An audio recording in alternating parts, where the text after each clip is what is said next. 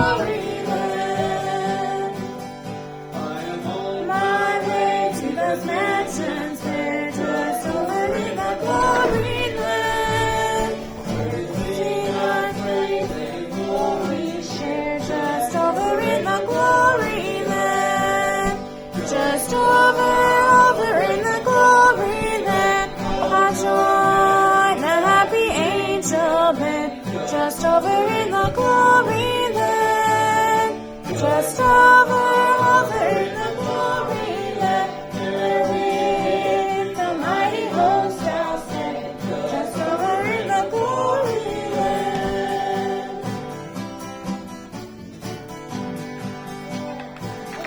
With the blood washed throne I will shout and sing, just over in the glory land. Let us live Christ the Lord and King, just over in the glory land. Just over in the glory land. Just join the happy angel band, just over in the glory land. Just over in the glory land. Where with the mighty host I'll stand, just over in the glory land.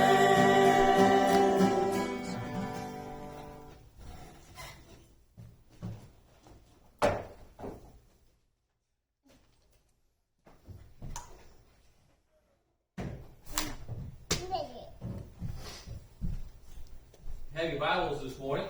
Our devotional is going to be taken from the book of Psalms, Psalm 46 this morning. We're going to go ahead and read the entire psalm. So Psalm 46.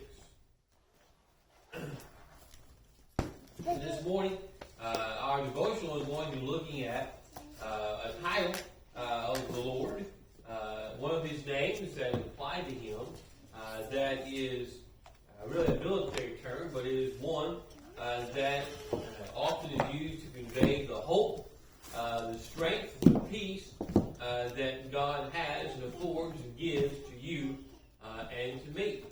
It says in verse 1, it says, God is our refuge and strength, a very present help in trouble.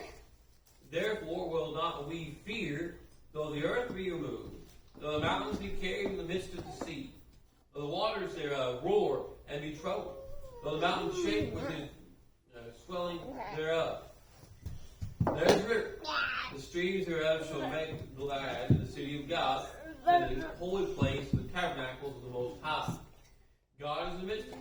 She shall not be moved. God shall help her, and that right early. The heathen raged, the kingdoms were moved. He uttered his voice, the earth melted. The Lord of hosts is with us. The God of Jacob is our refuge. Come, behold the works of the Lord, what desolations he hath made in the earth. He makes wars to cease in the ends of the earth. He breaks the bow and cuts the spear in sunder. He burns the chariot in the fire. Be still, and know that I am God. I will be exalted among the heathen. I will be exalted in the earth. The Lord of hosts is with us. The God of Jacob is our refuge. Of course, we're looking at that title of the Lord of hosts. He's the Lord of the hosts, the angelic hosts, the armies of the Lord. This, of course, as you see here, provides a couple of different things. As you begin to think about the fact that he is the one in control of the armies of the Lord, he is the Lord of hosts, it gives us a certain amount of both confidence and also peace. You know, as you look here in these verses, he talks about how that, the heathen raged and the kingdoms were moved, but yet Jerusalem stood. They had no problem. Why was it that these individuals were able to have this come? Why were they able to stand for? Because the Lord of hosts was with them. When you look at this term, you think about Elisha and Gehazi when they were standing there. The armies of Assyria were surrounding them, and Gehazi was, he was frightened because there's a lot of them. Elisha, there ain't no way we're going to survive this. We're highly outnumbered.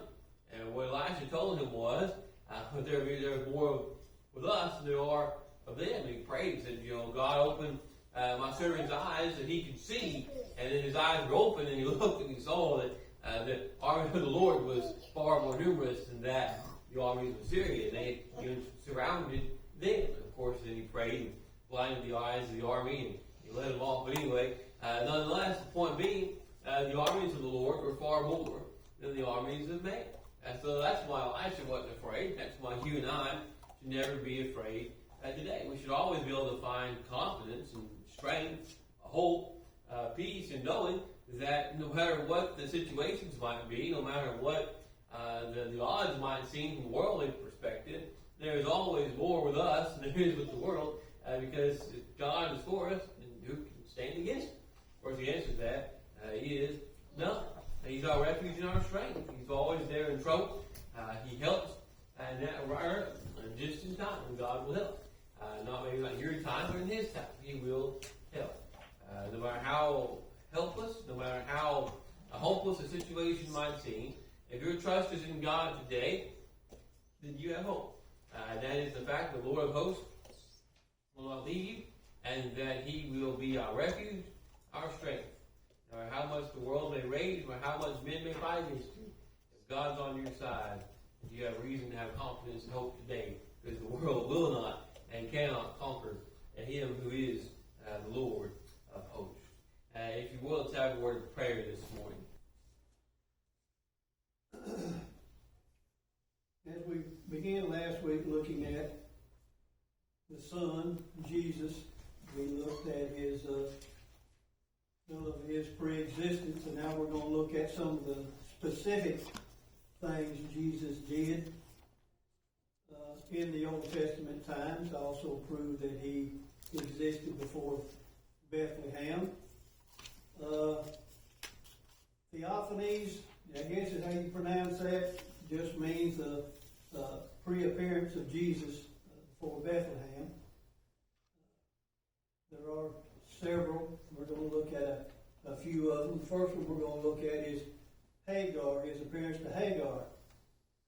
Now, this is the first biblical appearance of the angel of the Lord. This is the first appearance in the Bible where specifically mentions Jesus appearing. And it was to Hagar, a woman. And his first appearance after his resurrection was to who? Mary. To a woman, Mary.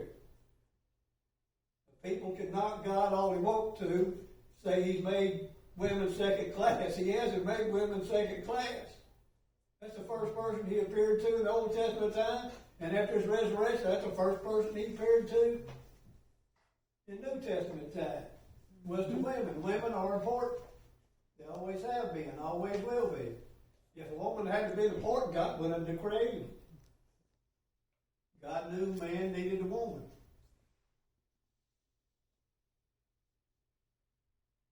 So we have Hagar here as his first appearance. Now that's not the first time he appeared, but that's the first time it's spoken of in the Bible of his appearance as the angel of the Lord. The angel of the Lord is Jesus. Now I don't know if this is where the Mormons and the Jehovah's Witness, they just claim that Jesus was just an angel. I don't know if this is where they get that from or where they get their so-called theology that Jesus was just an angel. He wasn't God. But this angel of the Lord here is God. It is Jesus. And we see here His appearance to Hagar. Now, to get into this study of Hagar, we get into some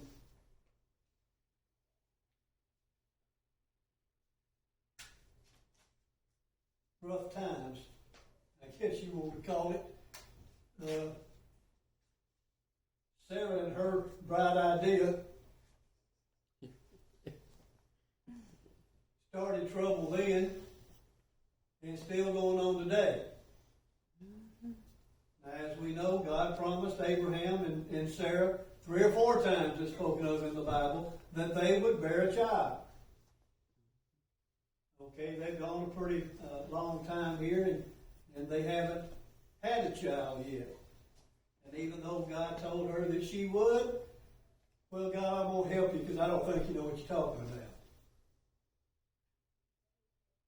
So So this not only leads her into doing something stupid, it even gets worse, because when we get over to the next part, you see where she tries to have him killed.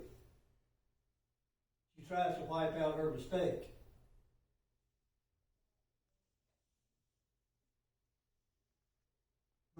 Chapter 16, beginning there in verse 1, says, now I'm saying Sarah and Abraham. I ain't trying to do these other names. It says, now Sarah and Abraham's wife bare him no children, and she had a handmaid, an Egyptian, whose name was Hagar. And Sarah said unto Abraham, behold, now the Lord hath restrained me from bearing. I pray thee, go unto my maid, it may be that I may obtain children by her. And Abraham hearkened to the voice of Sarah. And Sarah, Abraham's wife, took Hagar, her maid, the Egyptian, after Abraham had dwelt 10 years in the land of Canaan, and gave her to her husband Abraham to be his wife. So she comes up with this bright idea. Abraham goes along with it. Hagar goes along with it too. That she's going to use Hagar kind of as a surrogate mother. She's just going to bring the child in. It's going to be Abraham's. I can't do it, so we'll let her do it and kind of claim the child herself. Well, that doesn't work. As I said, they all go along with it. Abraham, I don't know if they went through a ritual marriage or what, but she became his wife anyway. He has 2 wives, and this gets troublesome too. Mm-hmm. And we'll get into that a little further down. It says, and she went unto Hagar, and she conceived, and when she saw that she had conceived, her mistress was despised in her eyes. And Sarah said unto Abraham, my wrong be upon thee. I have given my maid into thy bosom. And when she saw that she had conceived, I was despised in her eyes. The Lord judged between me and thee. Okay, Hagar gets pregnant. And that big old green monster they call jealousy, it appears here.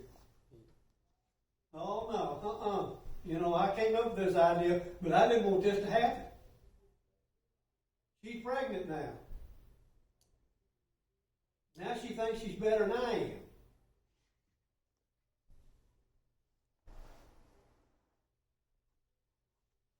This caused trouble.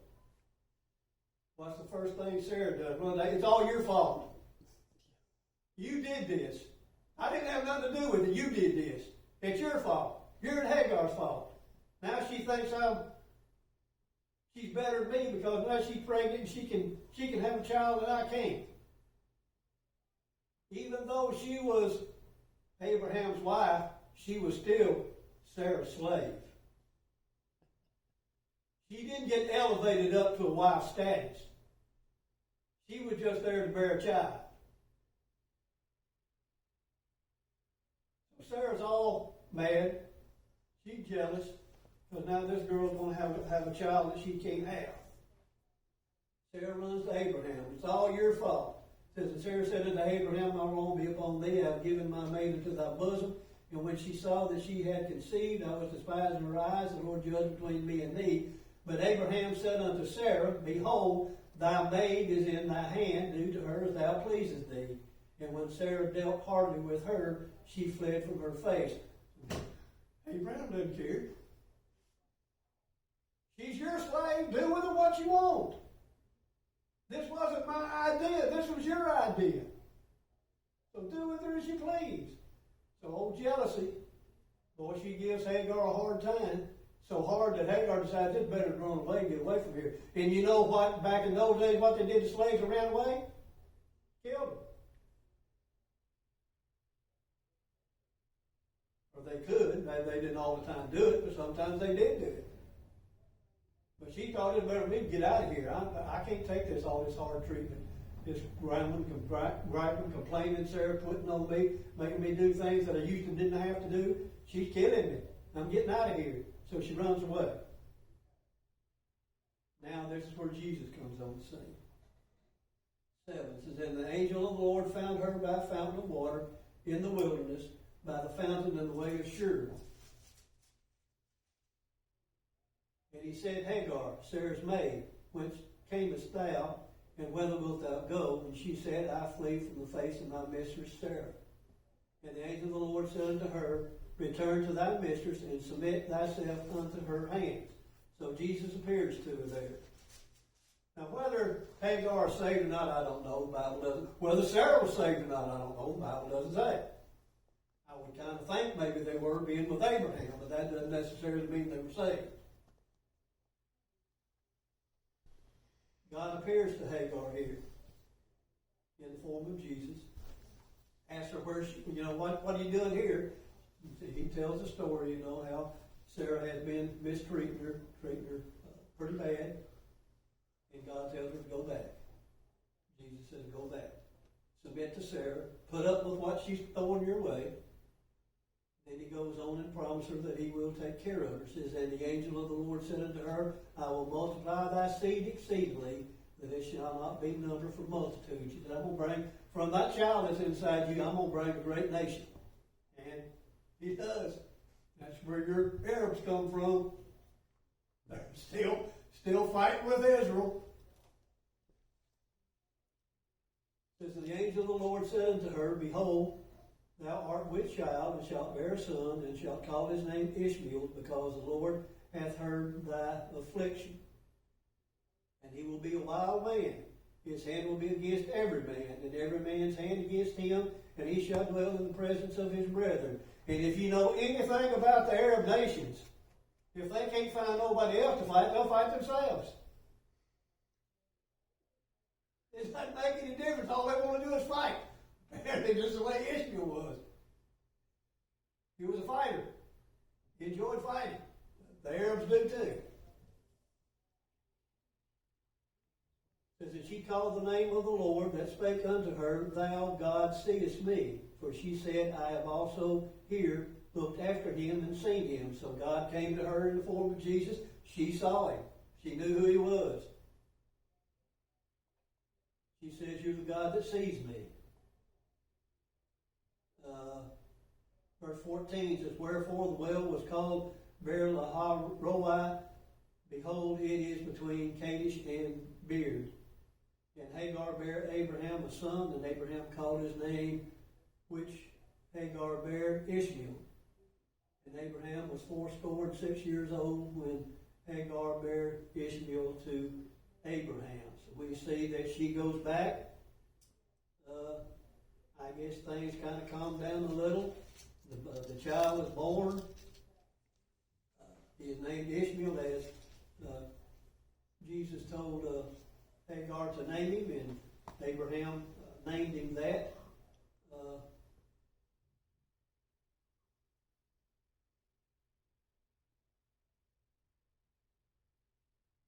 Trying to find out what that God hears. That's what Ishmael means. God hears.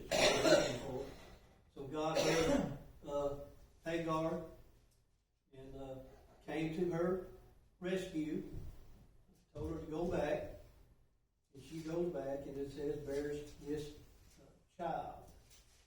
Then we go all the way over to 21, where we see the second appearance of Jesus to Hagar. Verse 21, or chapter 21, verse 1, we see Sarah finally becomes pregnant and finally bears a child. It says, the Lord visited Sarah as he had said, and the Lord did unto Sarah as he had spoken.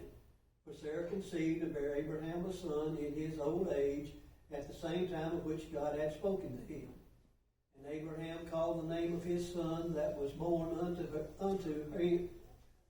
him whom Sarah bare to him, Isaac. And Isaac there means laugh. And as you know the story about Sarah, she laughed one or two times when God told her that she was going to bear a child. She laughed about it. And then she turned around and denied it when he faced her with it. It says, and Abraham circumcised his son Isaac, being 8 years old, as God had commanded him. And Abraham was 100 years old when his son Isaac was born unto him. And Sarah said, God hath made me to laugh, so that all that hear will laugh with me. And she said, Who would have said unto Abraham that Sarah should have given children suck, for I have borne him a son in his old age. And the child grew and was weaned, and Abraham made a great feast that same day that Isaac was weaned.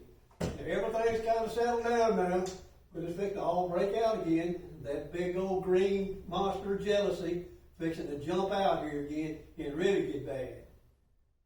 There in verse 9 it says, And Sarah saw the son of Hagar the Egyptian, which she had born unto Abraham, mocking.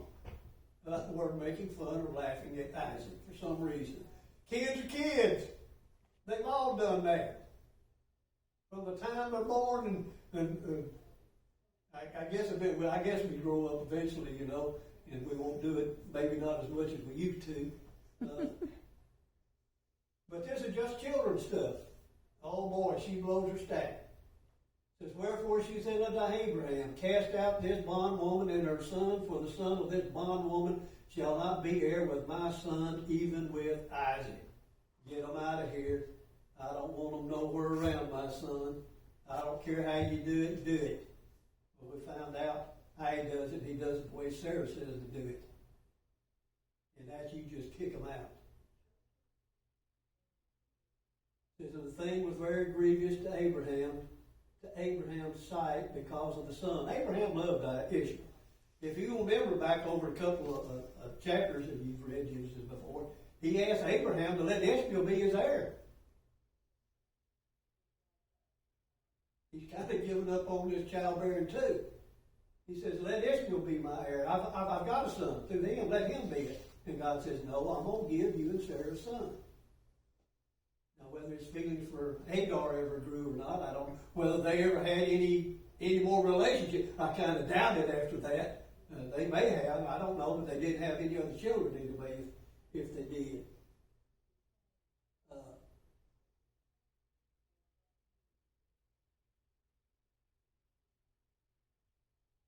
11, and the thing was very grievous in Abraham's sight because of the son. And God said unto Abraham, Let it not be grievous in thy sight because of the lad and because of thy bondwoman.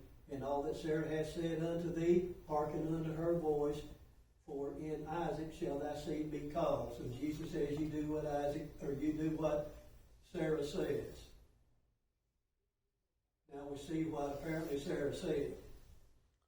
Verse 14. And Abraham rose up early in the morning and took bread and a bottle of water and gave it to Hagar, putting it on her shoulder and the child, and sent her away, and she departed and wandered in the wilderness of Beersheba. You get what he done? This is the wilderness. There's no towns around. He gives them a little a bottle of water, a sack of water, some bread. There's the road. Hit it. What does that amount up to? Their death. Wild animals, thirst, no food. How long do you think they're going to last? Apparently that's what Sarah said to do, because God told him to do what Sarah said. Could he done it? Yeah. Abraham's a millionaire. He had 300. If you flip back over into 14, chapter 14, I think it was, where Lot got carried away by the king. Abraham, out of his own, they call it household, out of his entourage, he armed 318 men. He has a small army with him. That's not counting those that were too old or those that were too young. Surely they've got wives, some of them do, and they've got children. You're talking probably at the most close to 1,000 people with Abraham. Abraham's not by himself. He's got a small little town traveling around with him. He could give Hagar and Ishmael money. Could have given them an escort to take them wherever they wanted to, or just send men to protect them from the wilderness so they wouldn't die. But does he do it? Here's your bottle of water, and here's you some bread, and hit the road. But you also remember God told him that he would take care of it. So he did what Sarah said, but he also knew that God was going to take care of it. And we see that God does. And we see that they almost died before God did step in. 15 says, and the water was spent in the bottle, and she cast the child under one of the shrubs, and she went and set her down over against him a good ways off, as it were a bow shot. For she said, let me not see the death of the child. And she sat over against him and lifted up her voice and wept. The water's done gone, the food's done gone, the boy's energy is dwindled. He's on his last leg. She lays him up underneath the brush. She says, I can't sit here and watch him die. She goes off a couple of hundred yards, or a couple of hundred feet anyway, sits down herself, begins to cry. Because they're both fixing to die. Then God steps in. It says, and God heard the voice of the lad, and the angel of God called to Hagar out of heaven. Jesus called to her, and said unto her, what aileth thee, Hagar? Fear not, for God hath heard the voice of the lad where he is. So God heard him. God comes to their rescue again in the form of Jesus. He asks what's going on. Of course, he already knew. And she tells her, Jesus tells her not to fear. Everything's going to be okay. I promised you years ago that I would take care of you and I would take care of Ishmael, and I'm going to.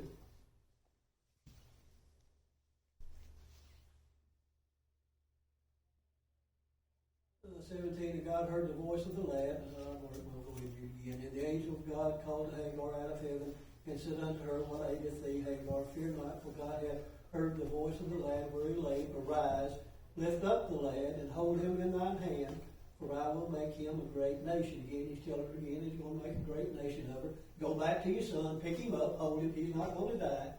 I'm going to take care of things. It says that God opened her eyes, and she saw a well of water, and she went and filled the bottom with water and gave the lad to drink. So God, whether he miraculously put this well there, or a person dehydrated, hungry, of course their eyesight's going to go bad on them. And eventually, we'll go blind. You're going to die anyway. So whether it was, just that her eyes couldn't see this well, or if God miraculously put a well there. He says there's a well over there, and she sees it. And she goes over and gets water and brings it back and gives it to the lad to drink. And of course that revives Ishmael. And he continues to take care of them apparently, because nowhere in the reading do they go anywhere else other than it says that they stayed in the wilderness. It says that God was with the lad, and he grew and dwelt in the wilderness and became an archer. Now apparently God, not only did he give them water, apparently he fed them also, until Ishmael was able to fend for himself and for his mother. So God took care of him. Ishmael didn't know how. He's still a young lad. He's still a boy. Hagar, these people are used to having everything given to them, taken care of. Ishmael didn't have to go out and hunt. Abraham took care of him. Hagar didn't have to go out and hunt. Abraham took care of them. They were fed by him. So they didn't know how to take care of themselves, especially out in the wilderness. No tent, no nothing.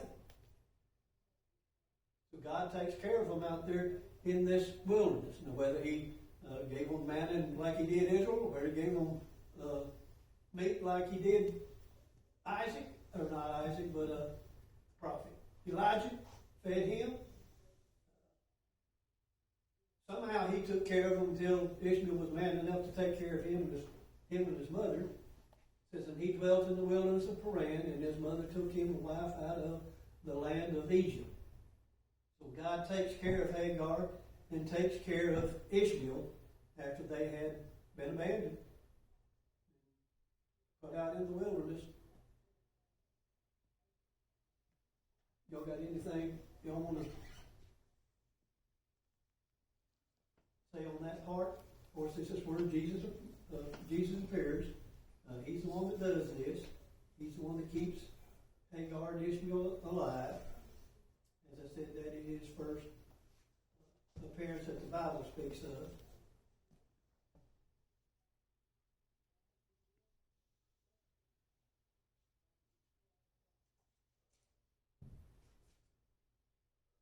We'll be getting started with Abraham. We'll get Abraham next week.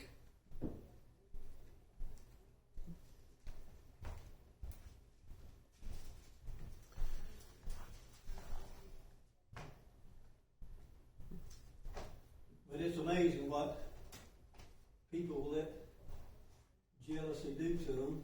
You know, any of those, look at David, lust. You know, we all have our dark times, I guess, if that's what you want to call it. We tend to let evil take over. David did. Look at Balaam. Whether Balaam was a true prophet or not, there's a big debate over whether he was or not. He still let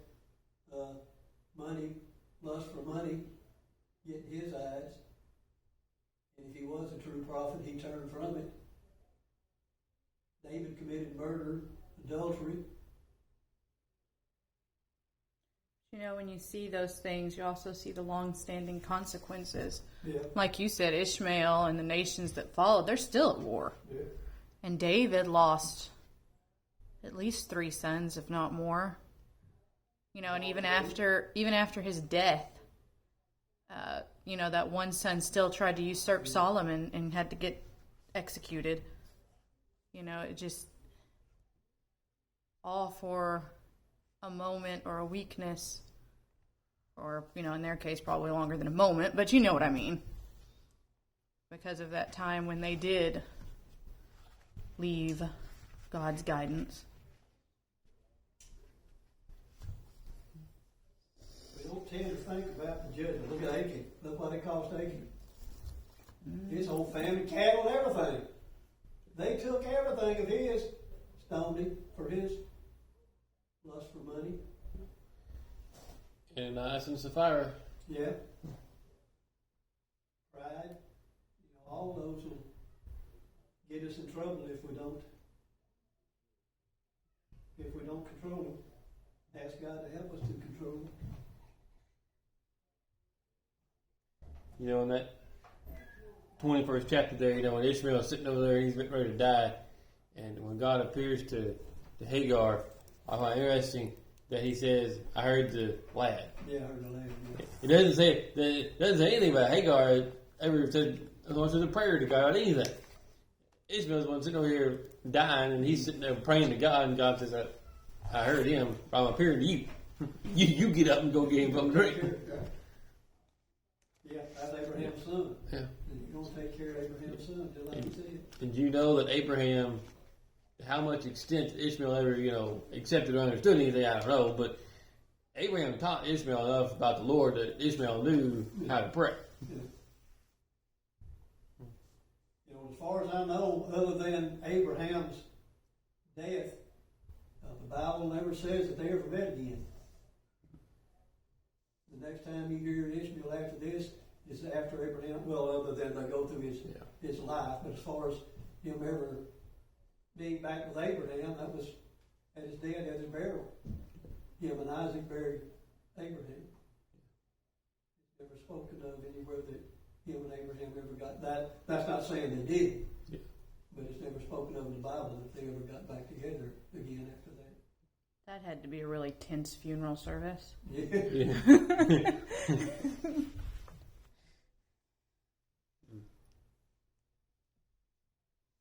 It's a shame what people let envy and strife and jealousy lead them into.